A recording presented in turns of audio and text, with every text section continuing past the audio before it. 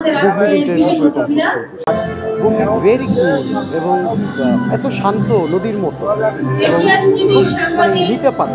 Prince Mamun এবং লায়লা আসলে কয়েকজন আনপ্রিডিক্টেবল মানুষদের মধ্যে হচ্ছে লায়লা একজন। ওকে প্রিডিক্ট করা মুশকিল, আসলে ওর কখন গ্রীষ্ম বর্ষা বা কখন সুখ বা দুঃখ, কোনটা সত্যি বা কোনটা মিথ্যা, সেইটা আসলে খুব মুশকিল। ইন্টারভিউ আমি বাংলাদেশের সাকিব আল হাসান থেকে সাকিব ভাইয়ের পর্যন্ত আমি ইন্টারভিউ নেওয়ার সুযোগ হয়েছে, খুব ছোট করে হলেও। সেই জায়গা থেকে ওই জায়গায় সাহসটা অনেক বেশি, কিন্তু দেওয়ার ক্ষেত্রে একটু ভয় কাজ করে। আমি শুভ্রর প্রথম প্রশ্নে একটু নার্ভাস ফিল করছিলাম, তো অনুভূতি গুড, এরপর আর ভয় লাগবে না। নায়িকা মানে একজনের ইন্টারভিউ করে আমি কমফোর্ট ফিল করেছি।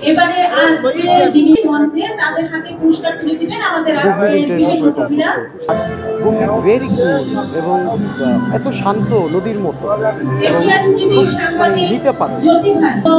প্রিন্স মামুন আর লায়লার ইন্টারভিউ আমি করেছি, কিন্তু আমি আমার চ্যানেলের জায়গা থেকে যাদের ইন্টারভিউ করেছি, বর্ষা বলেন, প্রিন্স মামুন বলেন, কিংবা এই যে লাস্টের যে চাওয়ালি যে আপু ভাইরাল হলো করেছি, সেটা অবশ্যই কনটেক্সট ধরে। আমি কোনো কিছুই চ্যানেল আইতে ভিউ পাবো সেই আশায় এনে আমি কাউকে ইন্টারভিউ করি। আমি বিশেষ বিষয় ধরে বিষয়ভিত্তিকভাবে এনেছি। সেই জায়গা থেকে প্রহেলিকা যে প্রশ্নটা করেছে যে প্রিন্স মামুন এবং লায়লা, আসলে আমার দেখা লাইফে কয়েকজন আনপ্রিডিক্টেবল মানুষদের মধ্যে হচ্ছে লায়লা একজন। ওকে প্রিডিক্ট করা মুশকিল, আসলে ওর কখন গ্রীষ্ম বর্ষা বা কখন সুখ বা দুঃখ, কোনটা সত্যি বা কোনটা মিথ্যা, সেইটা আসলে খুব মুশকিল। আমি তোমার উদ্দেশ্যে সত্যি উত্তরটা আসলে দিলাম, আমি জানি এটা ঠিক হয়েছে। প্রথমত হচ্ছে চ্যানেল আই একটা গণমাধ্যমের জায়গা থেকে অনেক শক্তিশালী গণমাধ্যম, সেই জায়গায় একটা ভিউজ আছে বেশি।